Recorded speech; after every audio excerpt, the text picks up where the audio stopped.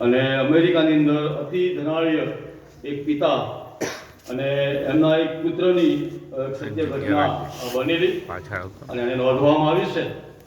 અને આ ઘટનાની અંદર પિતા અને પુત્ર આ બંને જણ એ ચિત્રકલાના બહુ ભારે શોખીન હતા અને એમને ચિત્ર દોરવું અને પ્રભુએ જે કૃપાદાન એમને આપ્યું હતું એનો તેઓ ઉપયોગ કરતા હતા. અને જે પ્રમાણે નોંધ કરવામાં આવી છે એ પ્રમાણે ઘણા બધા સુંદર એવા ચિત્રો આ પિતાએ અને પુત્રે વધારે પડતા એના પિતાશ્રીએ દોર્યા છે. અને એવું કહેવાય છે કે ધોધનો અને પિકાસો અને રફાયેલ અને રેમ્બ્રાન્ડ એવા બહુ મહાન ચિત્રો આ વ્યક્તિએ એ દોર્યા છે. અને એની જે ખ્યાતનામ જે ચિત્રોની હતી એ બહુ મહામૂલ્ય હતી અને અનેક લોકો એને જોવા માટે આવતા હતા. અને જે ચિત્રકારે જે ચિત્રો દોર્યા હતા એ બહુ દુર્લભ એવી કૃતિઓ એને માનવામાં આવતી હતી. અને આ જે ધનાઢ્ય માણસ હતો એણે એક બહુ મોટો મહેલ અને મહેલની અંદર આ બધી કલાકૃતિઓ એ રાખતો હતો અને લોકો એને નિહાળવાના માટે પણ આવતા હતા અને સંગ્રહ કરતો હતો. અને બહુ મોંઘી અને મૂલ્યવાન એવી તસવીરો એણે ત્યાં મૂકી હતી. પણ કદી આ તસવીરો એ વેચતો ન હતો અને જો વેચે તેનું મૂલ્ય બહુ મોટું હતું. પણ ધનાઢ્ય હતો અને ચિત્રનો શોખ હતો અને એટલા માટે બહુ સુંદર એવા મહામૂલ્ય એવા ચિત્રો એણે દોર્યા પણ એણે વેચ્યા નહીં. એક દિવસ વિયેતનામની અંદર યુદ્ધનો સમય આવ્યો અને યુદ્ધ ચાલુ હતું અને એ યુદ્ધની અંદર આ જે ધનાઢ્ય માણસ હતો એનો એકનો એક દીકરો કે જેને કમ્પલસરી યુદ્ધમાં જવું પડ્યું. અને જ્યારે યુદ્ધમાં ગયો અને યુદ્ધ ચાલતું હતું અને એ સમય દરમિયાન આ યુદ્ધની અંદર આ ધનાઢ્ય પિતા હતો એનો દીકરો એ બહુ ગંભીર રીતે ઈજાગ્રસ્ત થયો અને એની સામે બીજો એક સૈનિક હતો એને પણ બહુ ગંભીર ઈજાઓ થઈ. એટલા માટે આ જે ધનાઢ્ય પિતાનો દીકરો હતો એણે પેલા સામેના સૈનિકને ઉચકી લીધો અને એને બચાવી લીધો. હવે જે સૈનિક બચી ગયો હતો એ પણ એક ચિત્રકાર હતો અને એટલા માટે જ્યારે આ સૈનિક એને બચાવવાના માટે આવ્યો ત્યારે એને જોયો અને આ ધનાઢ્યનો જે દીકરો હતો એ પેલા સૈનિકનો જીવ બચાવતા એ મરણ પામ્યો. પણ પેલા સૈનિક ચિત્રકાર હોવાના કારણે એણે પેલા દીકરાનું બહુ સુંદર એવું ચિત્ર તૈયાર કર્યું અને પછી એ ચિત્ર એણે એના પિતાને ભેટ તરીકે આપ્યું. પિતા પણ ચિત્રકાર હતો અને સામે જે ચિત્રકાર જેણે ચિત્ર આપ્યું સૈનિક એટલો બહુ મોટો મૂલ્યવાન કે બહુ મોટો ચિત્રકાર ન હતો, બહુ સામાન્ય ચિત્રકાર હતો. પણ એના પિતાના માટે એ જે ચિત્ર હતું એના દીકરાનું એ બધી જે ચિત્રો હતા પિક્ચર હતા એની પાસે એનાથી મૂલ્યવાન બની ગયું. અને જે જગ્યા પર એના બધા ચિત્રો સંગ્રહ કર્યા હતા અને જે મુખ્ય ઘરનો ગેટ હતો જ્યાં પહેલી દ્રષ્ટિ જાય એવી જગ્યા પર આ ધનાઢ્ય પિતાએ પોતાના દીકરાની જે ચિત્ર હતી એને મૂક્યો. અને થોડો સમય ગયો અને આ ધનાઢ્ય માણસ પણ મરણ પામ્યો. હવે આટલી બધી ચિત્ર જે સંગ્રહ એ કર્યો હતો મોઘા મૂલ્યવાન ચિત્રો હતા અને એ જે ચિત્રો હતા અને ઘર હતું, પુષ્કળ મિલકત હતી. દીકરો મરણ પામ્યો છે અને હવે પિતા પણ મરણ પામ્યો છે. પણ જે વસિયત કરવામાં આવી હતી એ વસિયત મુજબ ત્યાં ઘડી આ જે બધી મિલકત હતી એની હરાજી કરવાનો સમય આવ્યો અને જાહેરાત આપવામાં આવી, ન્યૂઝપેપરમાં જાહેરાત આપવામાં આવી અને બહુ લોકો ત્યાં ઘડી ખાસ કરીને ચિત્રો ખરીદવા માટે આવ્યા હતા. કારણ કે લોકોને આ જે ચિત્રકાર હતો એના ચિત્રથી લોકો બહુ પ્રભાવિત હતા અને ગમે તેવું મૂલ્ય આપવા માટે તેઓ તૈયાર હતા. અને ત્યાં આગળ હરાજી કરવાનો સમય આવ્યો અને બહુ મોટી મેદની બેઠી હતી અને ત્યાં આગળ જે સંચાલક હતો હરાજી કરનારો એણે સૌથી પહેલું જે ચિત્ર એ પેલા દીકરાનું મૂક્યું અને એ પ્રમાણે કહ્યું કે શરૂઆત આપણે આ ચિત્રથી કરવાના છે અને હરાજી બોલો. હવે સવાલ એ ઊભો થયો કે કોઈને પણ પેલા ચિત્રમાં ઇન્ટરેસ્ટ નહોતો અને સીધી વાત છે કોઈ મારો ફોટો કોઈના ઘરે મૂકે ના મૂકે એટલે ત્યાં આગળ બહુ પાના શું કહેવાય ઉત્તેજન આપવામાં આવ્યું ને પાણા ચડાવવામાં આવ્યા, પણ કોઈ પણ માણસ આ ધનાઢ્ય દીકરાનું ચિત્ર લેવા માટે તૈયાર ના થયા. કોઈને રસ નહોતો. પણ એ સમયમાં જે ધનાઢ્ય માણસ હતો એના ત્યાં એક નોકર હતો કે જે એના ઘરનું કામ કરતો હતો, અને એ ત્યાં પણ ઉપસ્થિત હતો. અને એનો જીવ બળ્યો કે મારો માલિક મરી ગયો, એનો છોકરો મરી ગયો, અને હવે ચિત્ર રહ્યું છે અને કોઈ ખરીદવા તૈયાર નહીં.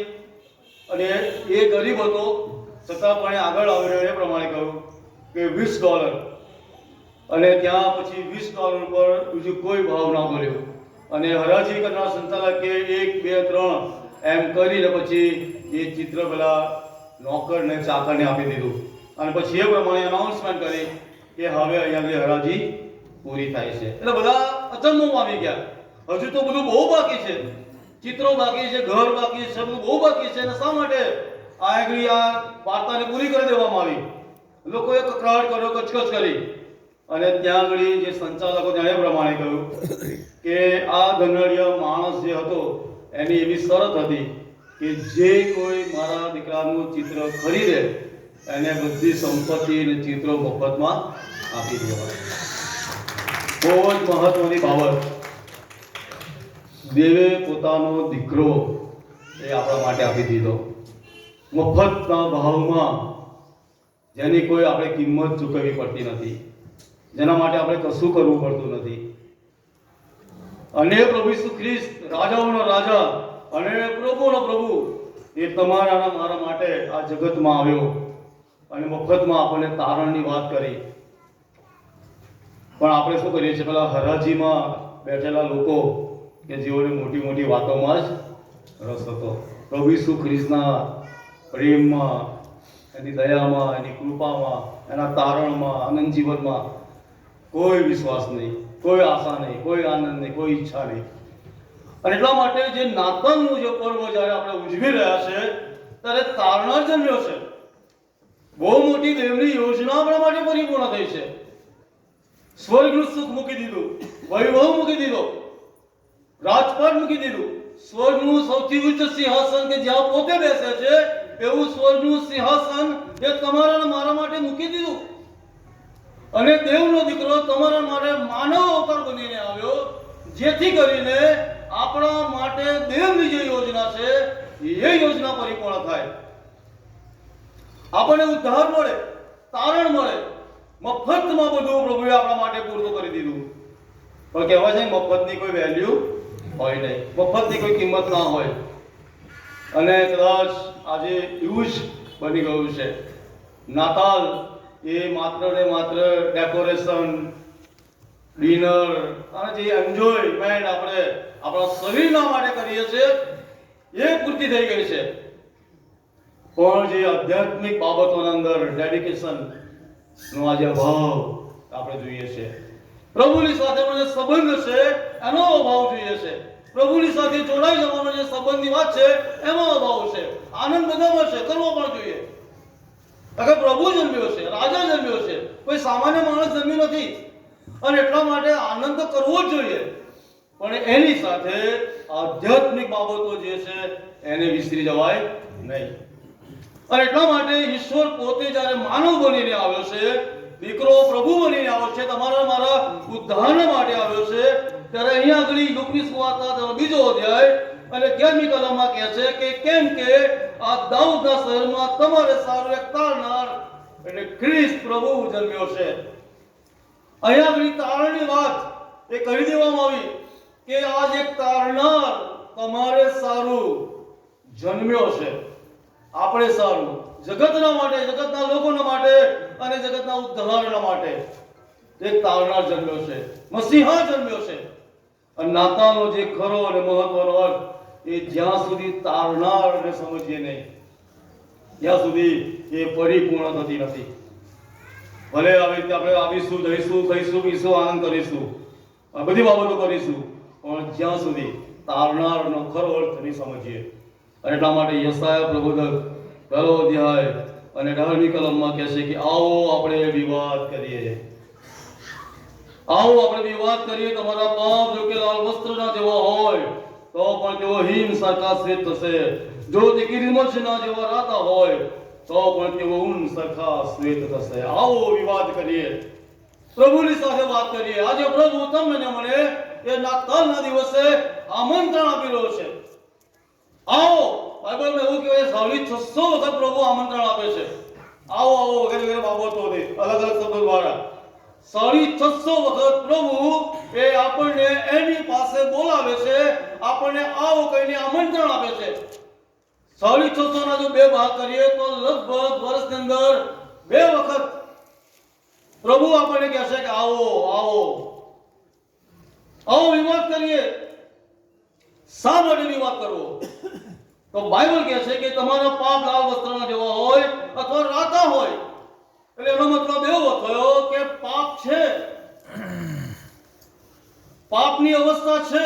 યશા પ્રભુ જે બીજો પહેલો અધ્યાય જે લખે છે એની અંદર જે પહેલો જ અધ્યાય છે ત્યાં બીજી કલમથી તમે આગળ જો વાંચો તો ત્યાં આગળ ઇઝરાયલની વાસ્તવિકતા, એમનું વાસ્તવિકતાનું જે જીવન હતું એ ત્યાં બતાવવામાં આવ્યું અને લખવામાં આવ્યું છે કે મેં છોકરાને ઉછેરીને મોટા કર્યા પણ તેઓ તો મારી વિરુદ્ધ પિતુર કર્યું.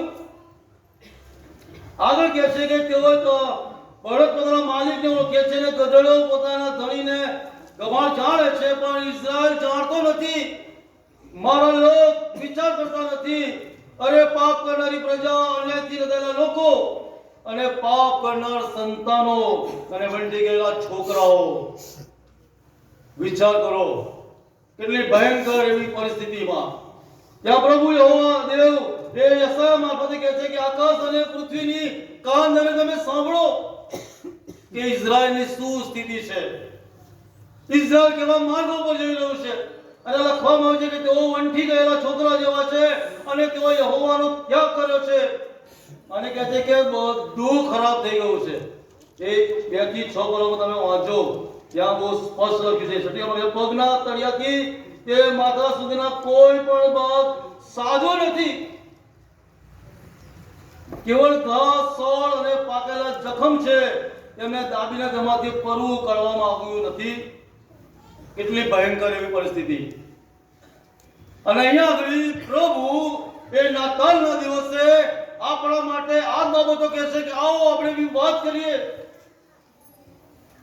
કોઈ પણ એવી બાબત જો આપણા જીવનની અંદર છે કે જે પાપ સમાન છે, એ પછી ગમે તેની નાની હોય કે પછી મોટી હોય, પણ પ્રભુ આજે આપણને આહ્વાન આપી રહ્યો છે. એ પ્રભુ આજે આ લખાત્યો એ દેવની જે મહાન યોજના એ તારણા દ્વારા આપણા જીવનમાં પૂરી કરવા માંગે છે, ત્યારે એ દેવની કૃપાને પ્રાપ્ત કરવા માટે દેવના પાયાસન આગળ આવીએ. ઘણા બધા આજે ચર્ચમાં આવ્યા છે, 365 દિવસ 52 રવિવાર જતા રહ્યા છે. ખાસ વિનંતી કે દર રવિવારે 9 થી 11 મીટિંગ થાય છે. આવો પ્રભુના ઘરમાં. શા માટે પ્રભુથી દૂર રહો છો? શા માટે પ્રભુથી વેગળા રહો છો? આવો પ્રભુની પાસે. બાઇબલ કહે છે ગો એકરું કરનારો બહારથી રજાઓ મારી પાસે આવો, હું તમને વિસામો આપીશ. આજે વિસામો પામવા માટે લોકો ફાંફા મારી રહ્યા છે, પ્રભુ મફતમાં આપી રહ્યો છે. વિસામો પામવા માટે પ્રભુની પાસે આવવા માટે આજે પ્રભુ આમંત્રણ આપી રહ્યો છે. ભલા સાથીઓ, શા માટે પ્રભુથી વેગળા રહેવું? પ્રભુની કૃપામાં ભલા સાથીઓ આપણને એ આમંત્રણ આપવામાં આવ્યું છે કે આપણે પ્રભુની પાસે આવીએ, પ્રભુના હાથોમાં આપણે સોંપાઈએ. અહીંયા પ્રભુ પોતે યશાયા પ્રબોધકમાં કહે છે કે યહોવા કહે છે કે આવો આપણે વિવાદ કરીએ. એટલે જાણે કે કોર્ટની મેટર ચાલતી હોય એવું લાગે. અને ત્યાં પ્રભુ એ આપણે જોઈએ છે કે ફરિયાદી અને અપરાધી અને વાદી અને પ્રતિવાદીની વાત, અને પ્રભુ ત્યાં પોતે ન્યાયાધીશ પણ છે અને ત્યાં પોતે દલીલો પણ કરે છે અને ત્યાં પ્રભુ પોતે એમને ગુનેગાર પણ ઠરાવી દે છે. તમે જો વાંચો બીજો અધ્યાય, આ પહેલો અધ્યાય આખો વાંચજો 17 સુધીની કલમોમાં, ત્યાં પ્રભુ એમને પૂરેપૂરી રીતે એ જાહેર કરી દે તમે કેવા છો, તમારું જીવન કેવું છે. અને પ્રભુ ન્યાયાધીશ બનીને ત્યાં ન્યાયાસન પર બેઠો છે. એટલા માટે 18મી કલમમાં કહે છે અને પછી 19મી કલમમાં એવું કહે છે કે જો તમે રાજી થઈને મારું માનશો તો દેશની ઉત્તમ પેદાશ ખાશો. પસ્તાવના માટે, પાપની કબૂલાત કરવાના માટે એ પ્રભુ આપણને આમંત્રણ આપી રહ્યો છે. રોમન 5મો અધ્યાય તમે વાંચો તો ત્યાં આગળ જે પરિસ્થિતિ જોવા લખવામાં આવી છે રોમન 5મો અધ્યાય અને 6ઠી કલમથી કહે છે, કેમ કે આપણે હજી નિર્બળ હતા એટલામાં યોગ્ય સમયે અધર્મીને સારું ખ્રિસ્ત મરણ પામ્યો.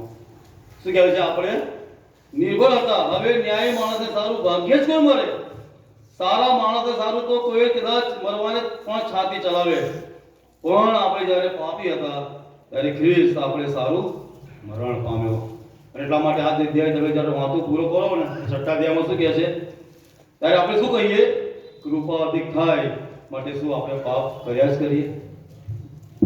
કૃપા જેમ જેમ અધિક થઈ, આશીર્વાદો જેમ જેમ મળતા ગયા, જેમ જેમ સુખી સંપન્ન થતા ગયા, જેમ જેમ વૃદ્ધિ પામતા ગયા, ઘરો મોટા થયા, વિચારો મોટા થયા, બધી ફેસિલિટીઓ વધતી ગઈ, પણ પ્રભુ ધીમા ધીમા ધીમા ધીમો ઓછો થતો ગયો અને મહિમા ઓછો થતો ગયો. અને એટલા માટે આજે સવારે નાતાલના દિવસે પ્રભુની કૃપા પ્રાપ્ત કરવાના માટે પ્રભુ આજે આપણને મિત્રતા ભર્યું આમંત્રણ આપી રહ્યો છે. જેમ મિત્ર પોતાના મિત્રને આમંત્રણ આપે છે. યશાયા પ્રભુદેવ 55મો અધ્યાય અને 7મી કલમમાં એવું લખ્યું છે કે દુષ્ટ માણસ પોતાનો માર્ગ છોડે ને અધર્મી માણસ પોતાના વિચારો ત્યજી દે અને યહોવા પાસેથી પાછો આવે તો તે તેના પર કૃપા કરશે અને આપણા દેવની પાસે આવે કેમ કે તે સંપૂર્ણ ક્ષમા કરશે. બહુ સ્પષ્ટ પ્રભુ કહે છે, ગમે તેવા માર્ગો હોય, શું કહે છે કે તેના પર કૃપા કરશે અને દેવ આપણને સંપૂર્ણ ક્ષમા કરશે. બધી રીતે પ્રભુ આપણા પાપમાં ઘણી બધી કલમો છે. 1 યોહાન 1લો અધ્યાય 7માં કહે છે, પણ જેમ તે પ્રકાશમાં છે એમ જો આપણે પ્રકાશમાં ચાલીએ તો આપણને એકબીજાની સાથે સંગત છે અને તેના પુત્ર પ્રભુ ઈસુનું રક્ત આપણને સગળા પાપથી શુદ્ધ કરે છે. ગયા રવિવારે આપણે જોયું, હાલ જ માન્યકાળ છે, હાલ જ તારોનો દિવસ છે. આવતીકાલ વિશે ખુલાસ ના મળે, બાઇબલ એવું કહે છે. બાઇબલ બહુ સ્પષ્ટ કહે છે કે આવતીકાલ વિશે ખુલાસ ના મળે, કેમ કે હમણાં શું થશે, કાલે શું થશે, આપણે કશું જાણતા નથી. અને એટલા માટે યશાયા કહે છે ને પાઉલ પણ કહે છે કે હાલ જ માન્યકાળ છે અને હાલ જ તારણનો દિવસ છે. મારા સાથીઓ, પ્રભુ આપણને એની કૃપા પ્રાપ્ત કરવાના માટે આમંત્રણ આપી રહ્યો છે. શાની ખુમારી, શાનું અભિમાન, કઈ બાબતનું અભિમાન, કઈ બાબતમાં આપણે ઊંચા ચાલીએ છીએ? તપ દઈને હોલવાઈ જશે આ દીવડો રે, વાર નહીં લાગે. ઉડાવ દીકરાની ખુમારી તમે જુઓ, એના બાપને કહે છે મિલકતનો ભાગ આપ. આથી મિલકતો માટે કેટલા બધા પ્રશ્નો છે. મિલકતનો ભાગ માંગ્યો, પ્રદેશમાં ગયો, એ બધી વાતો જાણીએ છે. પણ જ્યારે બધું પતી ગયું, ખતમ થઈ ગયું અને પછી શું કહે છે, આકાશ અને તારી સામે એના પસ્તાવો થયો. બધી ખુમારી ઉતરી ગઈ, બધું અભિમાન ઉતરી ગયું. કોઈને પ્રશ્ન પૂછ્યો કે ઉડાવ દીકરો કે સંપત્તિ તમારી પ્રભુ યાદ ના આવ્યો, તો સંપત્તિ જ ખરી કે એ સંપત્તિ હતી રહી એટલે એના પ્રભુને એનો બાપ યાદ આવ્યો. મેં કહું બાઇબલમાં લુકની સુવાર્તામાં 16મા અધ્યાયમાં ધનવાન માણસની વાત લખી છે, એ વાંચી લેજે. એટલે કહેવાનો મતલબ છે કે ધન સંપત્તિ પ્રભુનો આશીર્વાદ છે, પણ એ જીવન નથી. અને એટલા માટે બધી ખુમારી ઉતરી ગઈ અને એને કબૂલ કર્યું કે આકાશ અને તારી સામે મેં પાપ કર્યું છે અને તારો દીકરો કહેવાના માટે પણ યોગ્ય નથી. આ કબૂલાત છે, એના માટે પ્રભુ બોલાવે છે. અને બાઇબલ કહે છે કે એના બાપે એને ચૂમ્યો, એને વીંટીઓ પહેરાવી અને અંગરખો પહેરાવ્યો અને મિજબાની આપી. પ્રભુ તમને અને મને એની બાથમાં ઉચકી લેવા માંગે છે, તમને મને ચૂમવા માંગે છે, તમને મને આભૂષણો પહેરાવવા માંગે છે, તમને મને તારાના વસ્ત્રો પહેરાવવા માંગે છે. પણ ક્યારે આવો એની પાસે આમંત્રણ પ્રભુ આપી રહ્યો છે. બધી ખુમારી મૂકી દઈએ, કશું સાથે નહીં આવે. દરેક પ્રકારનું અભિમાન, દરેક પ્રકારની ખુમારી નાતાલના દિવસે આજે પ્રભુ તમને નમ્ર કહે છે કે મૂકી દઈએ અને પ્રભુની સાથે આપણે જોડાઈએ. ગમે તેવા પાપ હશે પ્રભુ માફ કરશે. દાઉદ રાજાનો વ્યભિચાર અને ખૂનનો પાપ જો પ્રભુ માફ કરતો હોય તો આપણે જેટલા બધા મોટા પાપી નથી. સામાન્ય નાના નાના પાપ બાઇબલ કહે છે ગીતના ગીતમાં કે નાના નાના શિયાળવા એ ખેતરને બિલાડે છે. બહુ નાની નાની બાબતો કદાચ આપણને એવું લાગે કે આમાં શું પણ એ જ નાની બાબત તમારા મારા માટે સ્વર્ગનું દ્વાર બંધ કરી શકે છે. આમાં શું એ જ બાબતો વાળા સાથીઓ આજે તમને ને મને એ પડકાર આપી રહ્યો છે. હાલ જ માન્ય કાળ છે, હાલ જ તારણનો દિવસ છે. નાતાલનું જે સૌથી અગત્યનું મહત્વનું પાસું વાત છે ત્યાં બાઇબલમાં લુકની સુવાર્તામાં બીજા અધ્યાયમાં એક કલમ વાંચવામાં આવી આ દાઉદના શહેરમાં તમારે સારો તારનાર જન્મ્યો છે. એવું નથી લખ્યું કે આ દાઉદના શહેરમાં તમારા માટે આશીર્વાદ આપનાર ઈશ્વર જન્મ્યો છે. એવું લખ્યું છે ઘર બંગલા ગાડીઓ આપનાર ઈશ્વર જન્મ્યો છે. શું લખ્યું છે? આજે તારનાર જન્મ્યો છે. આ નાતાલ છે. અને એટલા માટે કૃપા પ્રાપ્ત કરવાના માટે એ પ્રભુ આપણને પ્રેમ ભર્યું મિત્ર ભર્યું એ આમંત્રણ આપી રહ્યો છે. પાપોની માફી માંગવાના માટે એ પ્રભુ આમંત્રણ આપી રહ્યો છે. આવતીકાલ વિશે ભૂલાશ ન માર, હાલ જ માન્ય કાળ છે. અને જો આ દિવસને આપણે પારખીને સમજી લઈશું તો વાલા સાથીઓ જીવન ધન્ય બની જશે. બીજી બાબત કે પ્રભુ એની કૃપા પ્રાપ્ત કરવાના માટે આમંત્રણ આપી રહ્યો છે કે આપણે જીવન પ્રાપ્ત કરીએ. યોહાનની સુવાર્તા 10મો અધ્યાય 10મી કલમમાં કહે છે કે ચોરી કરવા નાશ કરવા સિવાય બીજા કોઈ મતલબ આવતો નથી. પણ પ્રભુ શું કહે છે? તમને જીવન મળે ને પુષ્કળ મળે માટે હું આવ્યો છું. તો શા માટે પુષ્કળતાનું જીવન આપણે મેળવી લઈએ? શા માટે ભરપૂરીપણાનું જીવન જે મફત મળે છે તે ન મેળવી લઈએ? પ્રભુ તો આમંત્રણ આપે છે આવો જીવન પ્રાપ્ત કરવાના માટે, માફી પ્રાપ્ત કરવાના માટે. પણ ઘણી બધી વાર આપણે શું કરીએ છીએ? આશીર્વાદો મળ્યા અને સુખ સંપન્ન થયું અને નાનામાંથી મોટા બંગલાઓમાં ગયા અને ઘણી બધી આપણી ફેસિલિટી વધતી ગઈ અને બધા જ આશીર્વાદો આપી દીધા અને એ જીવનની અંદર આપણે રચ્યા પચ્યા, એને જ જીવન સમજી લીધું. સારું ઘર છે, સારું કુટુંબ છે, સારા બાળકો છે, સારી પતિ પત્ની છે અને સારી વ્યવસ્થાઓ છે, સારી ફેસિલિટી છે, ઘરમાં બધું રાચરચેલું છે અને આ જ જીવન છે. ધનવાન માણસ એવું સમજતો હતો ને.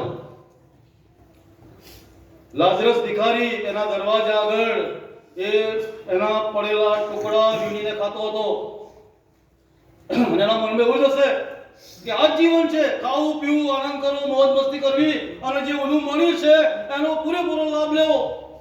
સભા શિક્ષક પણ એવું જ કહે છે. પણ પછી કહે છે કે યાદ રાખ તારો ન્યાય થશે, આનંદ કર, નો પ્રોબ્લેમ, એન્જોય કર, જીવન બધું લાભ લે, પણ યાદ રાખજે કે તારે હિસાબ આપવો પડશે.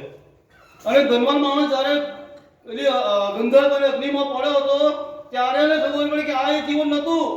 જીવન તો ઇબ્રાહિમ બાપની ગોદમાં હતું કે જ્યાં લાજરસ બેઠો છે કે જેના જીવનની કોઈ વેલ્યુ નહોતી, જેના જીવનની કોઈ કદર નહોતી, જેને કોઈ ઓળખતું નહોતું, જેને કોઈ માન નહોતું હતું. અને ત્યાં એને નરકમાં ખબર પડી કે જીવન તો આને આ હતું.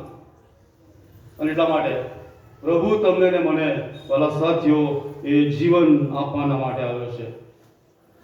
એ કૃપામાં એની દયામાં આજે પ્રભુ વાલા સાથીઓ તમને ને મને એ આમંત્રણ આપી રહ્યો છે જીવન પ્રાપ્ત કરવાના માટે. શા માટે જીવન પ્રાપ્ત કરવું? તો બાઇબલ એવું કહે છે કે પાપનો મુસારો મરણ છે.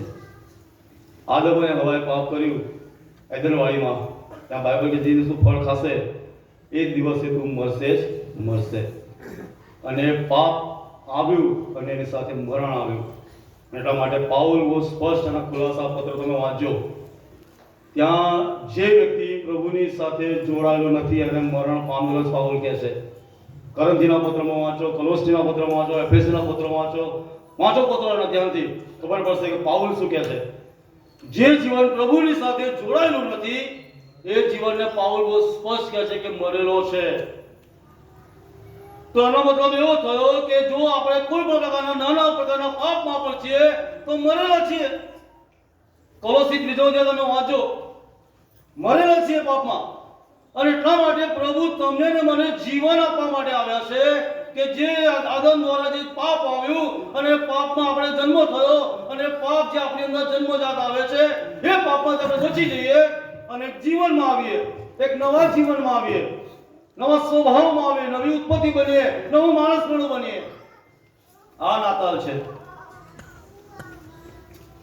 તમને જીવન મળે અને પુષ્કળ અને ભરપૂર મળે એ માટે હું આવ્યો છું. ઉડાવ દીકરો જ્યારે ઘેર આવ્યો ત્યારે સૌથી વધારે દુઃખી કોણ હતું? એનો મોટો ભાઈ. એના બાપે શું કર્યું? કોઈ બાપ કેવું એના પોતાના દીકરા માટે એને ચૂમ્યો કરી છે, એને વસ્ત્રો પહેરાવ્યા છે, એના માટે મિજબાની રાખી છે. શું કહે છે? આ તો મારો મરેલો જીવતો થયો છે. શું કહે છે? મરેલો જીવતો થયો. એટલે હયાત છે, તારી સાથે આવ્યો છે, ત્યારે ચૂમ્યો કરી છે, પ્રેમ કરે છે, મિજબાની રાખી છે. પણ એનો બાપ જાણતો હતો કે આ પાપમાં પડેલો હતો, મરેલો હતો. પણ હવે એને પ્રભુની ઓળખ થઈ છે. એણે પસ્તાવો કરીને જીવન મેળવી લીધું છે. એટલા માટે એને દીકરાને શું કહ્યું કે મારો મરેલો એ સજીવન થઈને આવ્યો છે. મિલકત બધી તારી, પણ મને જે મળ્યું છે બહુ મૂલ્યવાન છે.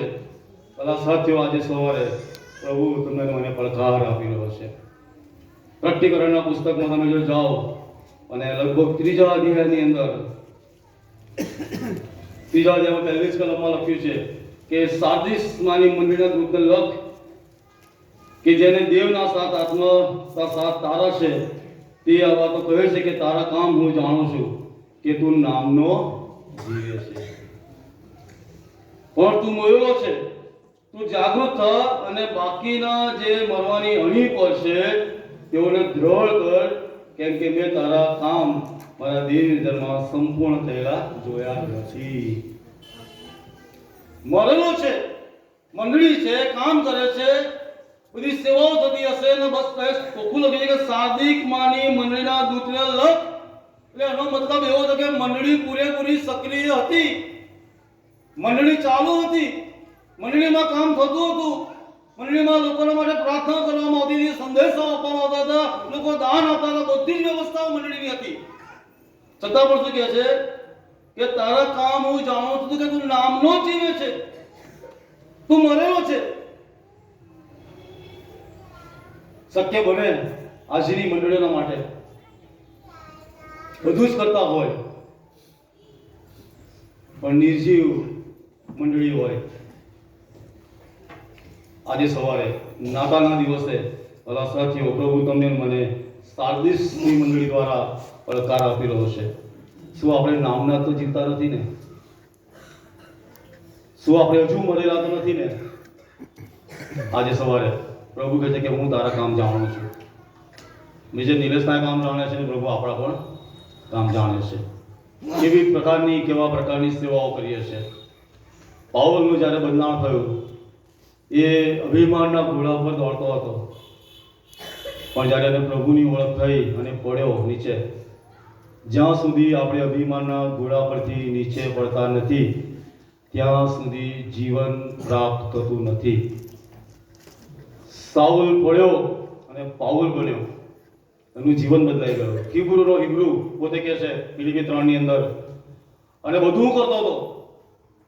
દેશ સંબંધી વાત એને લખી છે. ફિલિપી 3 તમે બહુ સરસ અધ્યાય છે, વાંચવા જેવો છે, અને જેનો અભ્યાસ કરો તો ઘણું બધું આમાંથી સમજવા જેવું આપણને મળે છે. કે છે વ્યસ્ત સુન્નતથી સાવધ રહો, અને કહે છે કેમ કે આપણે દેવના આત્માથી સેવા કરનારા તથા ખ્રિસ્ત ઈસુમાં અભિમાન કરનારા તથા દેહ પર ભરોસો ન રાખનારા. અને શું કહે છે કે ખરી સુન્નતિ એ જ છે. ગલાતીમાં કહે છે કે હવે આત્મામાં આપણે ચાલુ કર્યું જીવવાનું અને દેવને પૂરું કરીશું. તો ગલાતી 3 અધ્યાયમાં લખ્યું છે, પાઉલ કહે છે કે આપણે આત્મામાં ચાલુ કર્યું જીવવાનું, આત્મામાં જીવન ચાલુ કર્યું, અને હવે જે આત્માથી ચાલુ કર્યું છે એને શું હવે દેહ વડે પૂર્ણ કરીશું. દેહ તો નસવંત છે, માટીની માટી ને રાખની રાખ અને ધૂળની ધૂળ. મેજર સાહેબ કોઈ પાદરી સાહેબ એ 3 શબ્દો બોલીને માટી નાખી દે, પછી લોકો માટી વાળી, દેહ ખતમ થઈ જશે. એટલા માટે પાઉલ કહે છે ગલાતીની મંડળીમાં, અહીંયા પણ કહે છે કે જ્યારે આપણે આત્માથી જીવવાનું ચાલુ કર્યું છે ત્યારે આપણો અંત પણ આત્માથી જ આવવો જોઈએ, આત્માની સાથે ચાલતા આવવું જોઈએ. એ જીવન છે. દેહ તો નાશ પામશે, ખતમ થઈ જશે. એટલા માટે આજે સવારે પાઉલ તમને મને કહે છે, હિબ્રુ અને બિન્યામીનના પુત્રો અને એમની આખી જીવનની હિસ્ટ્રી એને કહી દીધી. હું આ હતો, પણ છેલ્લે શું કહે છે કે બધાને હું કચરો ગણું છું. દેહ ની પરિપૂર્ણતામાં જો આપણે ચાલીએ છીએ તો ઈશ્વર સાથેનો આપણો સંબંધ નથી. પ્રભુ આપણને આત્માની સાથે ચાલવાનું કહે છે, કારણ કે બાઇબલ એવું કહે છે 50 દિવસ જ્યારે પિતરે સંદેશો આવ્યો પવિત્ર આત્માથી ભરપૂર થઈને, ત્યારે 3000 લોકો ઉમેરાયા અને પછી મંડળીમાં લોકો ઉમેરાતા જ ગયા. અને એટલા માટે આજે સવારે પ્રભુનું વચન એ વાલા સાથીઓ એ આપણી પાસે આવ્યું છે. પ્રભુ વાલા સાથીઓની કૃપામાં એ આજે આપણને આમંત્રણ આપી રહ્યો છે. એ બધી કુંવારી જે સાઉલમાં હતી બધી ગતી રહી, એણે બધી મૂકી દીધી. લોકોને મારનાર, પકડનાર, કેદ કરનાર, સતાવનાર, હવે બધું વિરુદ્ધમાં આવી ગયું. સાઉલમાંથી પાઉલ થઈ ગયો અને હવે લોકોના માટે રડે છે, મંડળીઓના માટે આંસુઓ પાડે છે, પોતે રડે છે. હવે કોઈને રડાવતો નથી. મંડળીના લોકો તરીકે, પ્રભુના લોકો તરીકે, મુક્તિ ફોજના સિપાહીઓ તરીકે આજ આપણી જવાબદારી છે કે આપણા જીવન દ્વારા, આપણા વલણ દ્વારા, આપણા વર્તન દ્વારા કોઈકની આંખોમાં આંસુ નહીં, પણ કોઈકની આંખોમાં આપણે હર્ષના આંસુ લાવી શકીએ. એના માટે રડીએ. પોતાના માટે, પોતાના બાળકો માટે પ્રભુ ઈસુ પોતે કહે છે કે મારા માટે ના રડશો, તમે તમારા સંતાનોના માટે રડો. અને પાઉલ રડ્યો મંડળીઓ માટે અને કહે છે હું રડતો રહીશ અને પ્રાર્થના કરીશ. મંડળી તરીકે જો આપણે આ રીતે આપણું વલણ અપનાવીએ છીએ તો પ્રભુ કહે છે કે હું જાણું છું તારા કામ, એ તો તું મળેલો છે. આ નાતાલ ખરા અર્થમાં વાલા સાથીઓ આજે પ્રભુ એ આપણને કહી રહ્યો છે. પ્રભુ આજે આપણને આમંત્રણ આપી રહ્યો છે જીવન પ્રાપ્ત કરવાના માટે. આવો મારા બાપના આશીર્વાદિતો, આવો આપણે એ વાત કરીએ. ગમે તેવા પાપ હશે પ્રભુ કહે છે હું માફ કરી દઈશ, ઊન સરખા શ્વેત કરી દઈશ. કેટલો દયાળુ અને કૃપાળુ પ્રભુ, કેટલો ભલો પ્રભુ કે જે આપણા બધા જ પાપને એ મારી નાખવાને તૈયાર થયો છે, ભૂલી જવાને તૈયાર થયો છે. ગીતશાસ્ત્ર 103 કહે પીઠ પાછળ પૂર્વજનું પશ્ચિમથી દૂર છે. કેટલી બધી અદ્ભુત બાબતો પ્રભુ કહે છે. યશાયા પ્રભુ 59 અધ્યાયમાં કહે છે કે ઈશ્વર અને આપણી વિરુદ્ધમાં એક દિવાલ પાપરૂપી ઊભી છે, જેના કારણે એના કાન મંદ પડી ગયા છે. આપણે એવું કહી શકીએ એનો હાથ ટૂંકો થઈ ગયો છે. પ્રભુના હાથ ટૂંકા નથી થયા, એનો કાન એટલો મંદ નથી, પણ જે દિવાલ પાપના કારણે ઊભી છે એ વાલા સાથીઓ અડચણરૂપી આપણા માટે બની ગઈ છે. આજે સવારે પ્રભુ તમને મને વાલા સાથીઓ એ આહ્વાન આપી રહ્યો છે. બધી કુમારી મૂકી દઈએ, બધું મૂકી દઈએ, કશું સાથે નહીં આવે. સાના પર અને શ્યામની કુમારી નાતાલના દિવસે તારણહાર તમને મળ્યો છે કે જે દયાનો, પ્રેમનો, માફીનો, આનંદનો સાગર છે. અને એણે પણ શિષ્યના પગને આપણને કહ્યું કે જેવું મેં તમારી સાથે કર્યું તમે બીજાઓની સાથે પણ કરો. તમારા પડોશીને પ્રેમ કરો જેવો તમે પોતા પર. આપણે આપણા પડોશીને પ્રેમ કેમ નથી કરતા ખબર છે? કારણ કે આપણે પોતાને જ નથી પ્રેમ કરતા. બાઇબલ એવું કહે છે કે જેવો તું પોતા પર પ્રેમ રાખે છે તેવો જ પ્રેમ તારા પડોશી પર તું રાખ. પણ જ્યાં સુધી ખ્રિસ્ત અહીંયા છે ત્યાં સુધી પ્રેમ હશે જ અને પડોશીને પ્રેમ આવશે. પણ અહીંયા જ ખ્રિસ્ત નહીં હોય તો અહીંને પ્રેમ નહીં થાય, સામે પ્રેમ નહીં થાય. એટલા માટે આજે સવારે